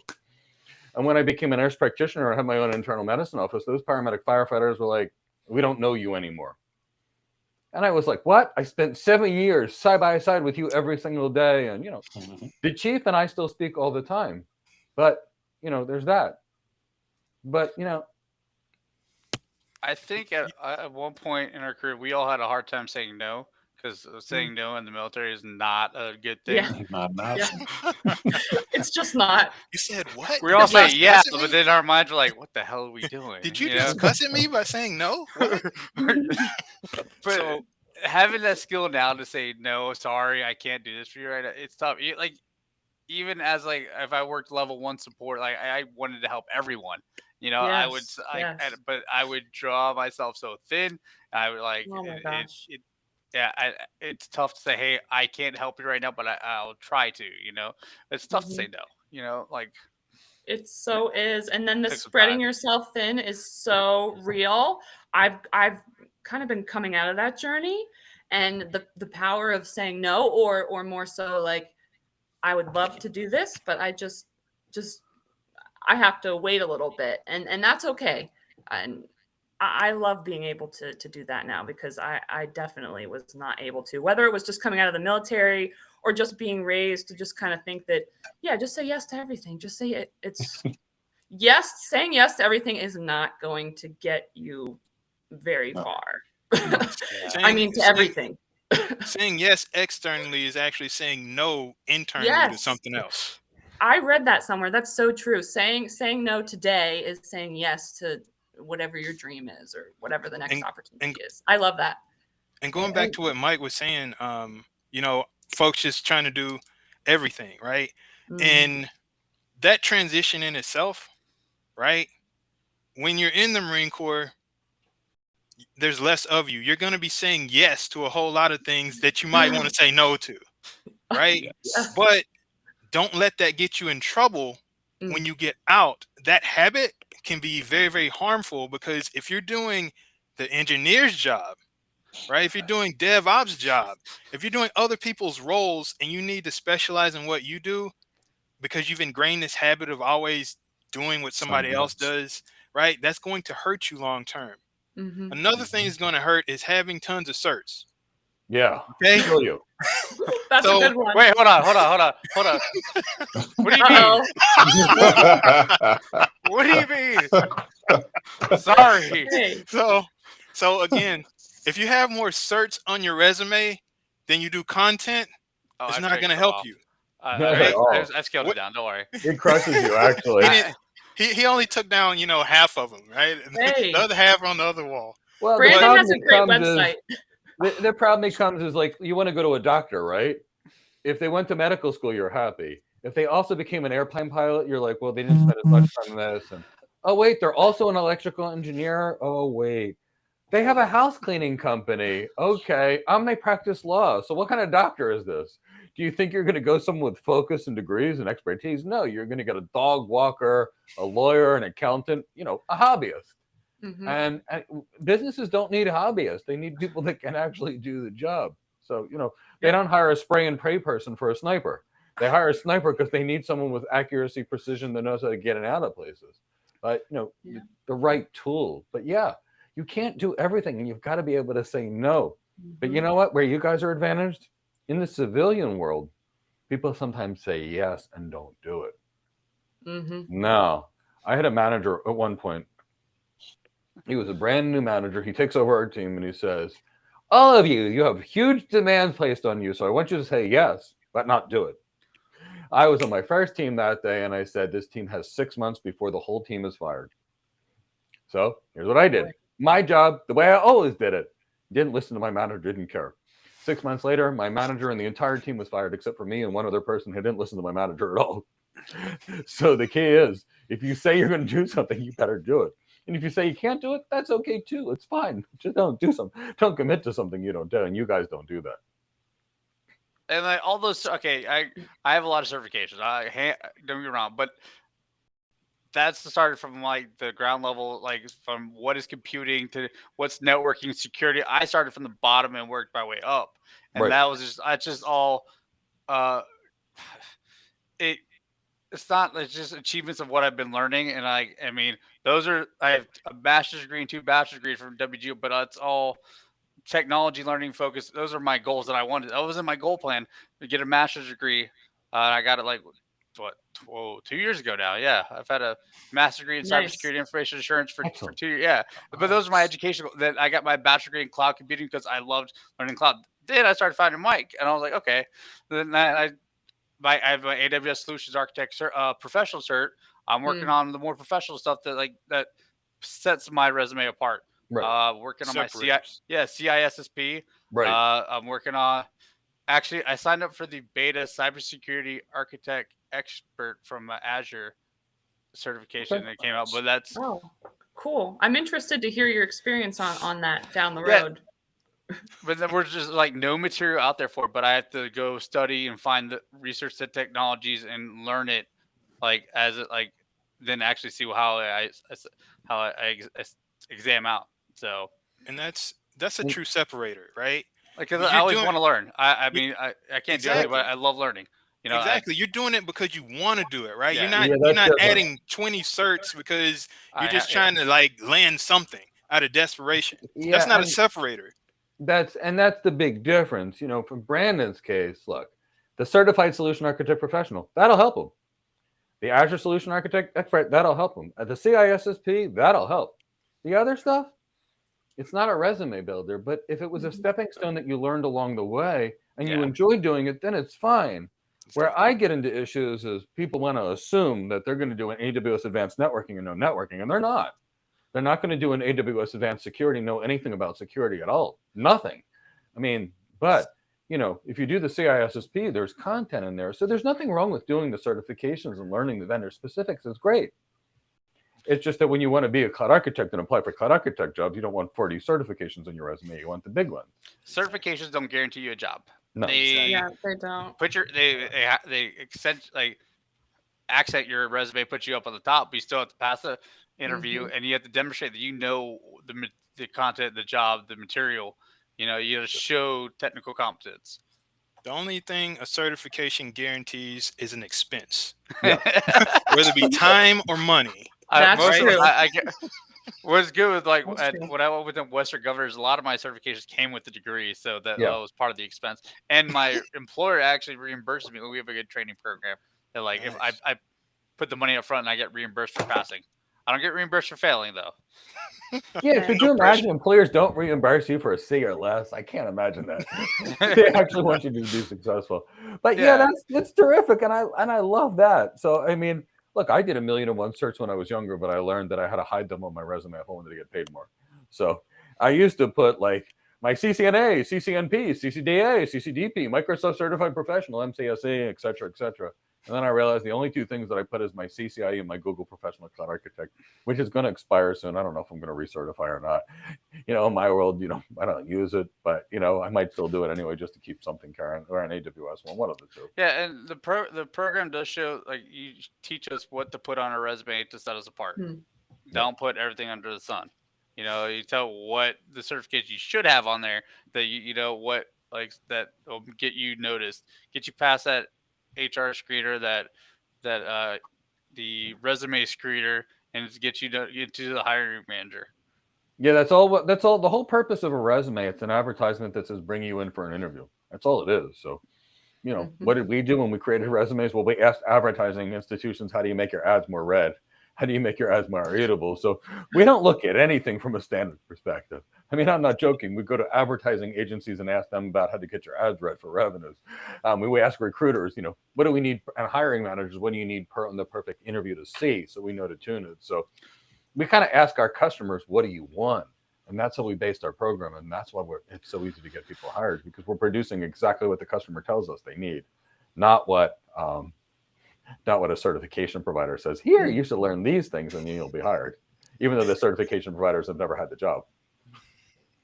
That's what's also great about your program, though, for real, is the fact that, you're not just teaching us to get all those certs, but then on top of it, the fact that it's self-paced, that was very attractive to me, because I'm the type of learner that is probably volunteering doing this, out in the public doing that, live stream this, whatever. Like, I'm doing so many different things. So it's hard for me to focus sometimes. That's my greatest weakness. Trying to work on that as best I can. So when it comes to the self-paced, I'll say, if you're someone out there and you're like, I don't know exactly where to start, of course, start from the beginning and go down. But Mike gave me this advice at one point. If you're not 100% sure, or you don't think or feel comfortable going from top to bottom, at least try to focus on those things that'll set you apart and follow you throughout your whole career. That's the emotional intelligence, the leadership, presentation skills, writing. Writing skill. I love writing. I love writing. I'm sure all of us I wrote in a blog post or two and have it out there. Yeah. It's fun. I'm staring at one right now, a draft for, I wrote something up on the Cyber Incident Reporting for Critical Infrastructure Act of 2022.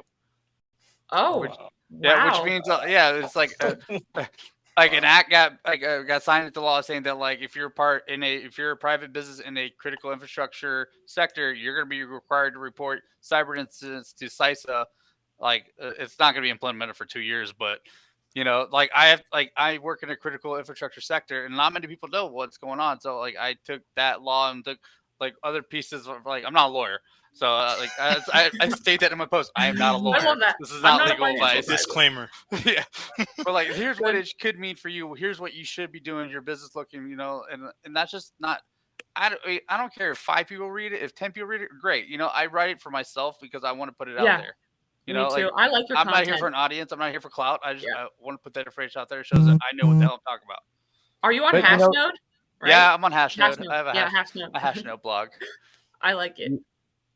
Yeah, your blog is really good because I read it and I like it.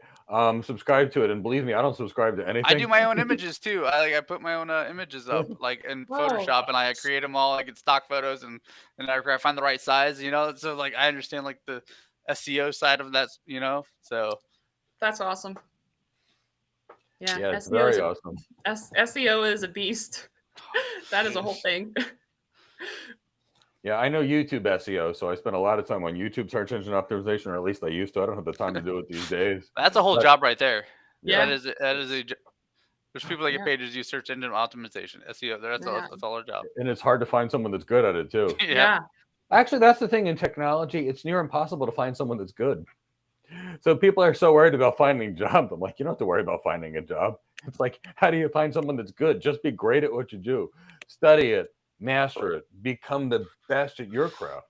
And then, you stand so far above everybody else, it doesn't matter what your background is. People didn't realize it because I didn't tell anybody in the beginning.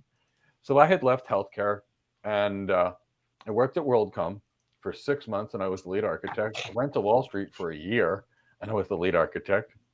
I then went to Comcast for 3 weeks, and I hated it, but I was the principal architect. So I left there, and I went to a company called Riverstone Networks. Now, when I was there, I was the lead IP multicast engineer for the entire company. I was deployed in every possible country you can imagine. I literally brought in 20% of the company's revenue by myself, and a company with 1,000 people. Now, granted, it was only because I just happened to know one thing called multicast, which was the majority of the company's business. And I was like one of 5 guys in the world that knew how it worked. But here's the thing. I had a year and a half of experience when I got there. They wanted almost 20 years of experience for this principal consulting systems architect role. And I had a year and a half worth of experience. I was consulting to this one, all over the world. And then one day my manager says, Mike, how long have you actually been working in tech? And I said, a year and 6 months. And he's like, what? He said, your resume was a little ambiguous, so I wasn't really sure what you had done, but you've only been in tech for a year and a half. And I said, yeah. And he said, how? I said, very simply, I locked myself in a room for 6 months and did nothing other than learn networking. So that's what I did. 20 years later, I still speak with some of these people at the company, and they're like, Mike, you worked for a decade in tech before you started with us. I'm like, no. I basically had no experience whatsoever. I just came in there and talked. And they were like, you were that good? You literally taught 200 of our systems engineers and you only had a year and a half experience and they had 20? And I said, yeah. They're like, we didn't know. And I said, because your time and experience is not what, your knowledge is not driven by your experience. It's driven by how hard you're willing to work. Yeah. That's And so what's true. good about the program is like we all come in with basically zero experience. Some of us have like a couple years, whatever. But people with no experience in landing jobs, like landing a 6-figure jobs, right? Or like with maybe like been studying for a year, got like a bunch of projects, like some self-paced labs they've done. They've set themselves apart, but they're landing 6-figure jobs right off the rip, which is crazy because they're like, oh, you don't have the 10 years experience. Yeah, no, they don't. But they don't need it because they're competent. And that's the thing, that's a competent. Do you care if a sniper has 20 years experience, or you care if they can hit the mark first shot? All I need to put in is a 1-round down target. That's 1 round. So if they can do a first shot hit at 400 meters every single time under any adverse circumstances, now you got someone that's capable. Now, if they just happen to be a 16-year-old prodigy or a 55-year-old, who cares? They're capable. It doesn't matter. And that's the thing. If you've got an 8-year-old hacker that can hack into a Pentagon, they are competent. That's the person I'm hiring. I'm hiring the 8-year-old to defend myself. I mean, they don't need a cert. They don't need a cert. A group of 16-year-old hackers in the UK, like hacked what, Microsoft and the Lapsus gang. Yeah, these guys didn't have 15, 20 years experience, didn't have CISSP. Like, I mean, just hire them. Man, they had the real. Got their hands dirty. I worked with this guy, Ted, and then we probably should get to something else. I remember when I worked with this guy, Ted would not remember to take showers. Ted would not remember, to always wear a shirt that was pressed or wrinkled. But let me tell you, Ted was super smart. Ted had 0 certifications. I don't even think Ted finished high school. But let me tell you, he was a network architect on Wall Street, and he was so solid that I remember, like, I'd go to him, hey, Ted, what do you think? And then he'd go to me, Mike, hey, what do you think? And why did I not care? That he had no degrees, no certifications, because he was good. In fact, some days I think he was better than me. Other days I had a different skill. A lot of days I think he was a lot better than me. But the point is, it doesn't matter your background. It doesn't matter your experience. It matters that if you have the will and the knowledge and the goals, you can learn it. So let's do this. I'd like to really remember to talk about why we created this version, the military version of this program. We created this version based upon a dream of mine to basically make sure that no veteran leaves the military without a 6-figure job.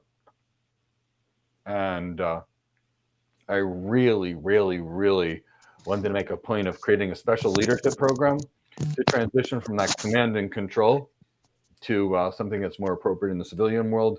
I wanted to add that yoga, physical therapy, cognitive behavior therapy, meditation, PTSD kind of thing for relaxation. But I also wanted to heal some of those old injuries from carrying around an 80-pound ruck with 20 pounds of body armor, an M4, 13 magazines, your pistol, your knives, your boots. By the time you're done, you're dealing with upwards of 200 pounds in certain circumstances, and you're rucking 20 kilometers a day. So, that kind of stuff is brutal. No eating, no sleeping. So I wanted everybody that's done that for our country to make sure that that we can all live lives to have great things. So that was the goal. So, I guess I'm going to ask you again, what's been your experience? How have we helped you transition to better lives? I know you transitioned, but, what could you say for other veterans?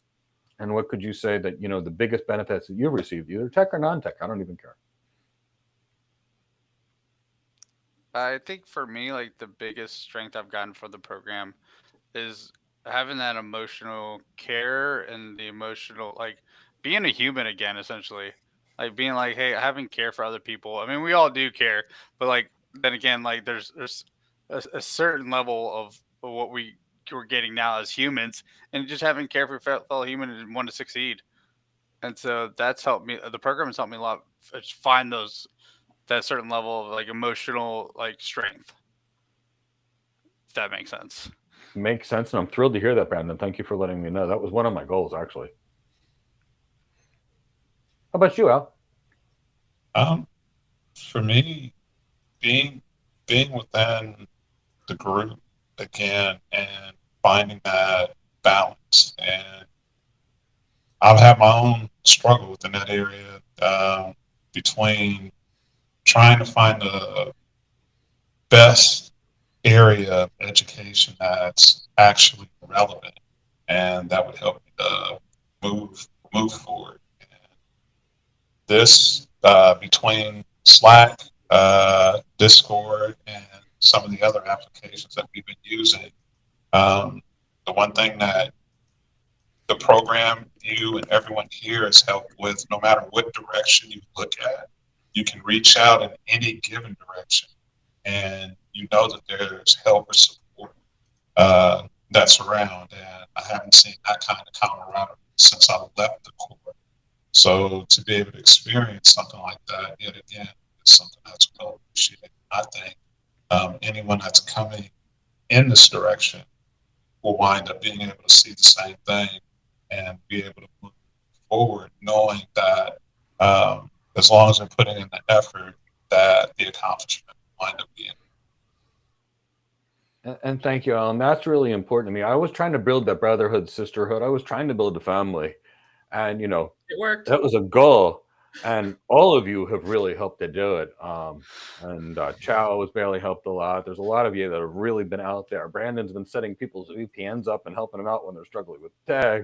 Abigail's been coaching people all over the world. Al's been actually helping my folks and teams in Africa. I mean, with Cloud Heroes Africa, as are you, Abigail. So, I mean, you guys are all doing such incredible things. Before we get to Abigail from the Army, let's finish with the Marines. How about you, Malcolm? So in the Marines, I mean, you're always taught. Well, actually, there's a Marine Corps saying, right? We've been doing more with less since 1775. and and if you're a Marine, you know what I'm talking about. I know right? what you mean too. So, it doesn't always need to be a struggle. Okay. The program has everything you need to be successful, and you have people that actually want to see you be successful. Like, where else? Sure. There's so many other programs out there, and I'm not going to bash or call anybody out, but do enough research and you're going to find them, right?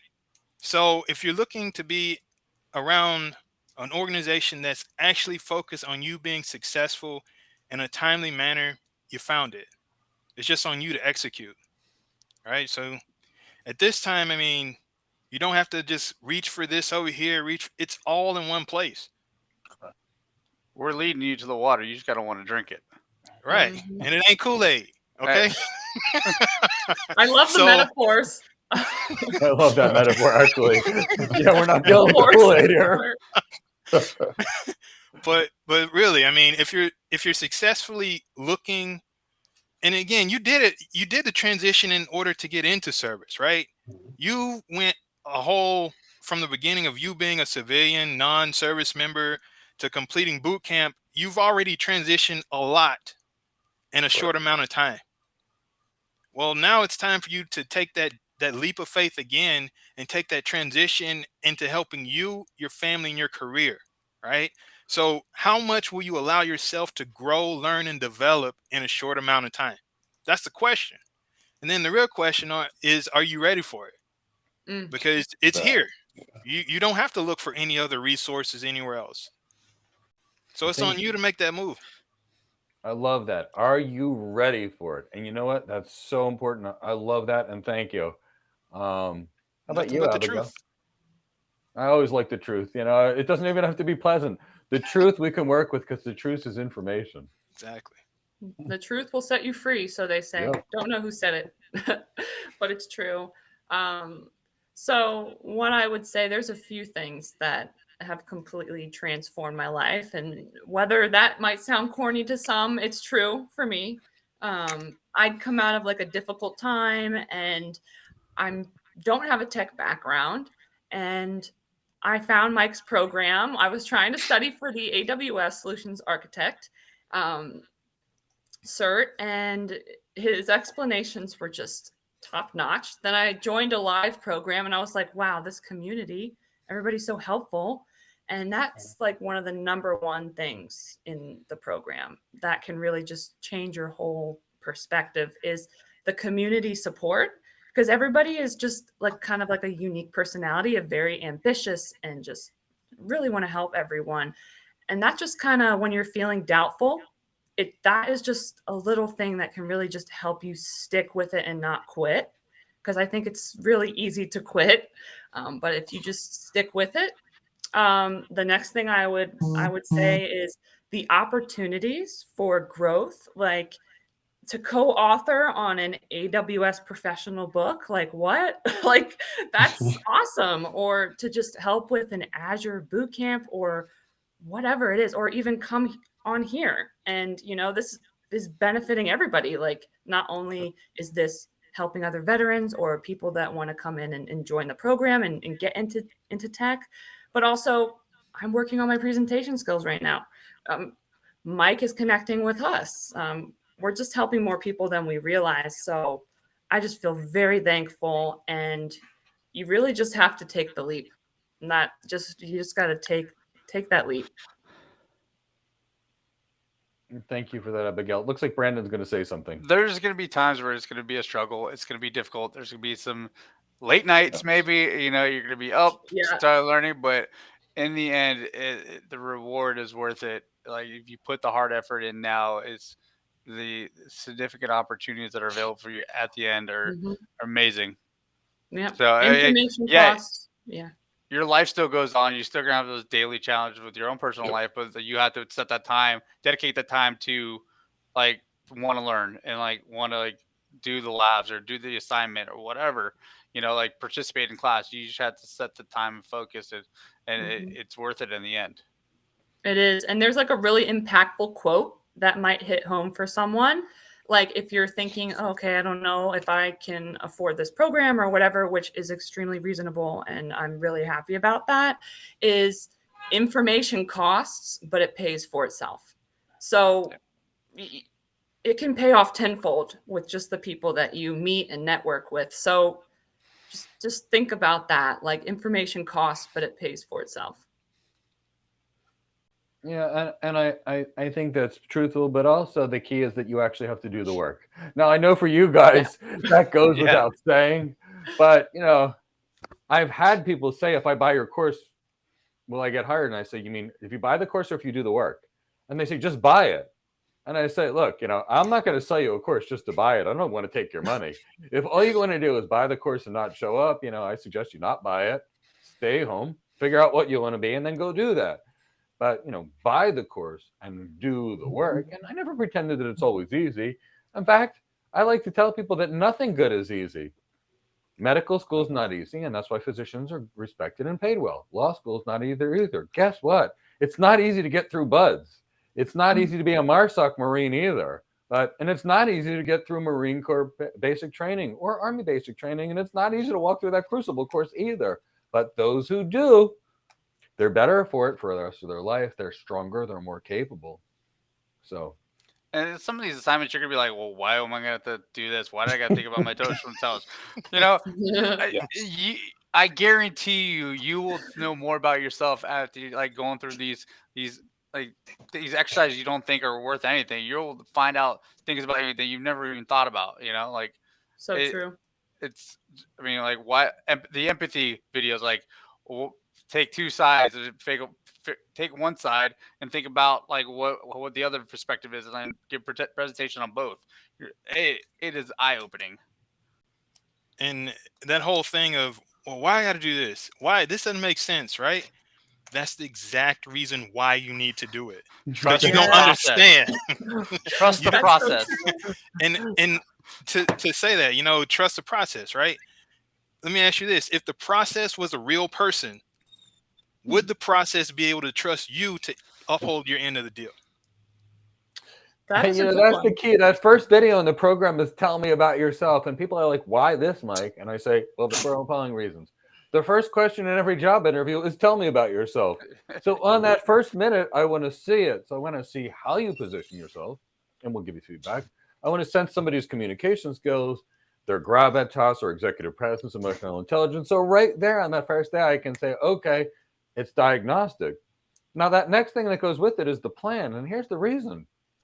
Brandon's plan, which is more interested in security, might be different than Abigail's plan, which is more interested in blockchain. And guess what?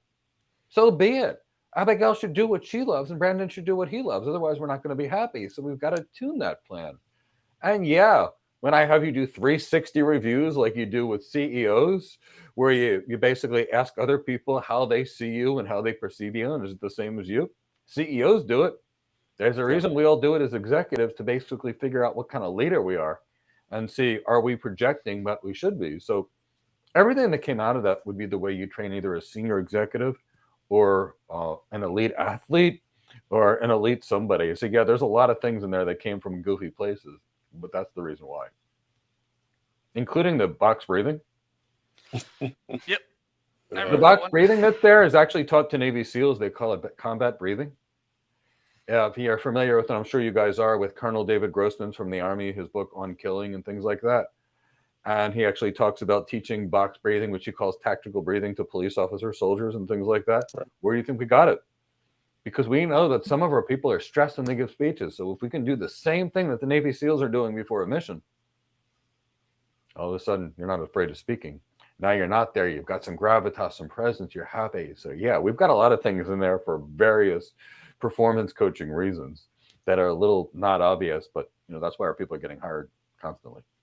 Actually, on our first call, Mike, I remember you, towards the end of the call, you were discussing with me about box breathing. You actually had me do it on the call, and that was really memorable.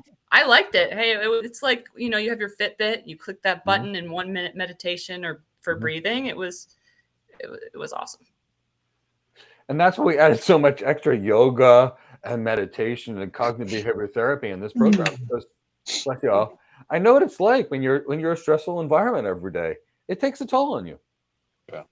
But somebody's going to be used to getting shot at, and they're not scared, but they're still going to be scared to give a speech.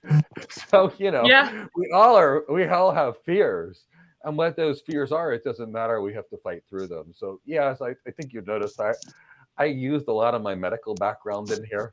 I used a lot of my leadership background in here, and a lot of psychology things as well. So if that makes any sense, that's why we did some of these kind of things. I love it. You can't find it anywhere else, like with some of those just cert trainings out there. I mean, we all know what they are. They can just be some can be pretty boring, but your program is not boring. And I think that's, what's really awesome about the program also. It is not. It is hilarious. Back in 1998, me and a professor from Widener University created a nurse practitioner review course for passing their boards that was really on PowerPoint slides with audio. But, that was in 1998. I can't believe people are still doing that in 2022. I mean, in 1998, it was cool and innovative. I shipped everybody a CD. It would have a PowerPoint slide with a wave audio. They'd go from slide to slide. It would autoplay. But, in today's world, that's not training. Hey, TikTok marketing. It might sound crazy, but that is huge. That's new. And one day I'm even going to get a TikTok account. My fiance is a young adult author on the side, and she's doing some of that TikTok marketing, and I have no idea what it is. It's the biggest for outreach. It's like number one. I think LinkedIn might be number 2 now, but it's huge. You can register as a business, actually. You just have to provide a business number. Because I tried to get on there, and they were like, no, you have to be a business if you want to add a link to your profile. So. Well, I know who I'm going to be asking you about TikTok marketing. And what is TikTok? I will And help that's how I what's nice can. about building a family. We can all be there for each other. So I want to thank you all. You guys are amazing. First and foremost, thank you for your service.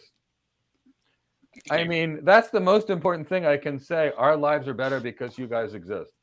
There's no other way to put it. Our lives are better because all the things you've done to make us. So I'm grateful for you. Thank you for the service.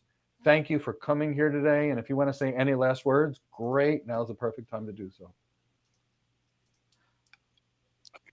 Volunteers. I feel like if you want to make a change, if you as a veteran are just deciding on what you want to do with your career, this is a good career field to get into. It's always changing, and there's always something new to learn, and there's like endless opportunities. And if you want to make a difference, it's just like one of the best fields to get into, in my opinion. You know, like, you don't have to listen to me, but I feel like I'm doing pretty well for myself now, and I enjoy it every day. And so if this is something that you want to have like a passion for and like enjoy it, you know, like the opportunities are endless. Love that, Brandon. Anybody else?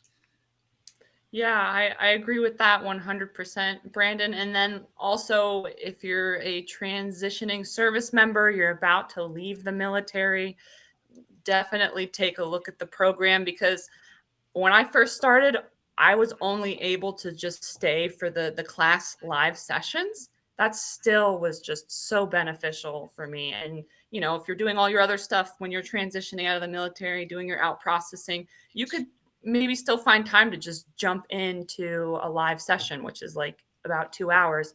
And even if you go to college, you're not going to find every week 3 live sessions for 2 hours. It's just not going to happen. And also, Mike's like very interactive, and he'll help. When you're in a university, you're not really going to be able to get any answers or questions from your teacher if you're doing it online. It's just, there's probably like, it's just not going to work. So this program is wonderful. And if the only thing you can gain out of it is confidence, your life will definitely change. And there's no way it's only going to be that. So just thank you again for having me and giving me the space to just motivate or empower a little bit. Just thank you. Thank you, Abigail. And again, you know how you have little kids who say, when I grow up, I want to be this, right? Same thing with service members, right? When I get out, I want to be this. And for some service members, it can take a few years for them to actually figure out what they want to be when they get out, right? So again, the thing with tech is not going anywhere. Okay, it's a wide, diverse field. The demand is high, and the opportunities are abundant. That being said, you just need to start the process, right? So take the leap of faith. Okay, if tech is for you, or I guarantee you, even if tech isn't for you, learning something about it, getting your feet wet is going to open up more doors for you in whatever it is that you choose to do long term. I love that. Malcolm, I'll even chime in with what you wound up saying. If you're hesitant on anything, look at it in a future sense. You're going to have something that you can look back on and know that you accomplished it. You set a goal, you've done the work to get to that goal, then you attain that goal. And even during some of the classes that we've had, I've had my kids actually peek in on some of the classes, and they automatically know on some of the YouTube things that I've watched. My daughters and my son will wind up saying, "Hey, there's Mike again. Tell him I said hi." And wow. It's comical, but you want to be able to look back and know that 10 years from now, you set a trend. If you have kids, you've given them something to look forward to and show them that you can accomplish something. And if it's just for you, you'd rather look back and say 10 years ago, had I not done this, you don't want to look at anything in that realm. So I would say go on ahead, look at it in its entirety, take the step. It'll be an investment in you and in the future. There's no other way to really look at it for me other than that. And thank you. I love that. Bring your kids when we have class. Have them sit with you. They can learn some cool stuff along the way. True. Oh, no You know, I doubt. love No that doubt. you get a cloud architect job, and all of a sudden they're 13 years old. They're certified solution architect professionals. They understand cloud architecture. They're 18 years old. They get their first job, and somebody will pay for their school. Yes. Hey, Yes. and maybe one day we could actually have the cats on. I mean, I Yes. don't know if that's even in the realm of professional, because that word's changing these days. But I think that would be really cool. And I guess I'll also add, if you want to connect on LinkedIn, I'm happy to help you out. Just give you more in depth about my transition, and maybe I can help you in some way. Just to guide you from my experience. And I love LinkedIn, and I'd love to connect.